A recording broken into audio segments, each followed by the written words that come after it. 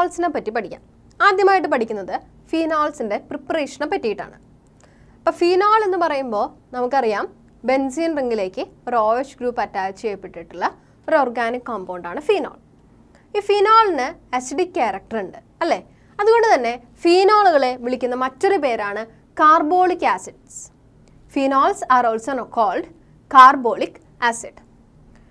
ഫീനോൾസിൻ്റെ ഐസൊലേഷനെ പറ്റി ചിന്തിക്കുമ്പോൾ നമ്മൾ അറിഞ്ഞിരിക്കേണ്ട ഒരു കാര്യം, ഫീനോള് ആദ്യമായിട്ട് ഐസൊലേറ്റ് ചെയ്യപ്പെടുന്നത് 19-ാം നൂറ്റാണ്ടിൻ്റെ തുടക്കത്തിലാണ്.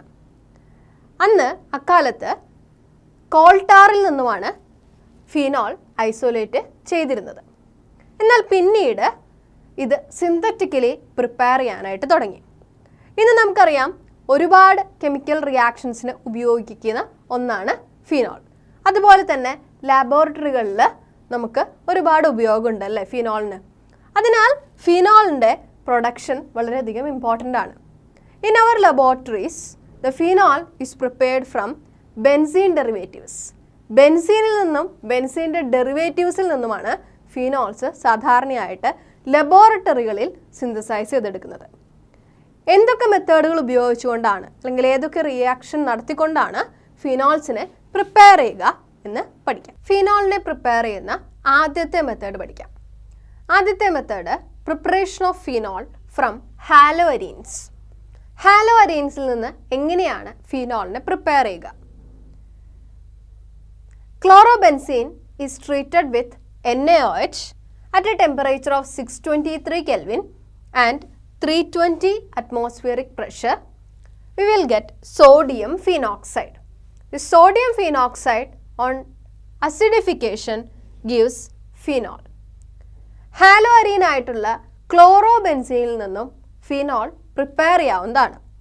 ക്ലോറോബെൻസീനെ സോഡിയം ഹൈഡ്രോക്സൈഡുമായിട്ട് ട്രീറ്റ് ചെയ്യുന്നു.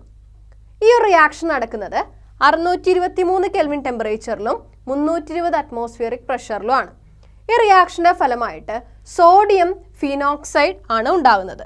ഇവിടെ നോക്കൂ, ഹാലോ അരീൻ ആയിട്ടുള്ള ക്ലോറോബെൻസീൻ സോഡിയം ഹൈഡ്രോക്സൈഡുമായിട്ട് റിയാക്ട് ചെയ്യപ്പെടുന്നു. ഈ ഒരു റിയാക്ഷൻ്റെ ഫലമായിട്ട് സോഡിയം ഫീനോക്സൈഡ് ആണ് ഉണ്ടാകുന്നത്. സോഡിയം ഫീനോക്സൈഡിൻ്റെ സ്ട്രക്ചർ ഒന്ന് ഓർക്കണം. ബെൻസീൻ റിങ്ങിലേക്ക് O- Na+ അറ്റാച്ച് ചെയ്യപ്പെട്ടിട്ടുള്ള കോമ്പൗണ്ടിനെയാണ് സോഡിയം ഫീനോക്സൈഡ് എന്ന് വിളിക്കുന്നത്. സോഡിയം ഫീനോക്സൈഡ് അൺസ്റ്റേബിൾ ആണ്. അതുകൊണ്ട് തന്നെ അതിനെ അസിഡിഫിക്കേഷൻ നടത്തുക വഴി സോഡിയം ഫീനോക്സൈഡിനെ ഫീനോളാക്കി കൺവേർട്ട് ചെയ്യാനായിട്ട് സാധിക്കും. ഇവിടെ അസിഡിഫിക്കേഷൻ റിയാക്ഷൻ നടക്കുന്നത് HCl ആസിഡിൻ്റെ പ്രസൻസിലാണ്, അതായത് ഹൈഡ്രോക്ലോറിക് ആസിഡിൻ്റെ പ്രസൻസിൽ. ഇങ്ങനെ സോഡിയം ഫീനോക്സൈഡ് HClമായിട്ട് റിയാക്ട് ചെയ്യുമ്പോൾ 1 molecule of sodium chloride eliminate ചെയ്യപ്പെടുകയും നമുക്ക് ഫിനോൾ എന്ന പ്രൊഡക്റ്റ് ലഭിക്കുകയും ചെയ്യുന്നു. ഇങ്ങനെയാണ് ഹാലോ അരീനിൽ നിന്നും ഫിനോളിനെ പ്രിപ്പയർ ചെയ്യുക. ഇത് വളരെ സിമ്പിൾ ആയിട്ടുള്ള ഒരു ലബോറട്ടറി മെത്തേഡാണ്. ഈ മെത്തേഡിനെ ഡോസ് പ്രോസസ് എന്ന് വിളിക്കുന്നു. ഈ ഒരു മെത്തേഡ് ഫിനോള് സിന്തറ്റിക്കലി കൂടുതൽ എമൗണ്ട് ഒക്കെ പ്രിപ്പയർ ചെയ്യേണ്ടി വരുമ്പോൾ ഉപയോഗിക്കാവുന്ന ഒരു മെത്തേഡാണ്. ഈ ഒരു മെത്തേഡിന് നമ്മൾ വിളിക്കുന്ന പേരാണ് ഡോസ് പ്രോസസ്. അപ്പോൾ എന്താണ് Dow's process? The preparation of phenol from halo arene, അതായത് ക്ലോറോബെൻസീൻ.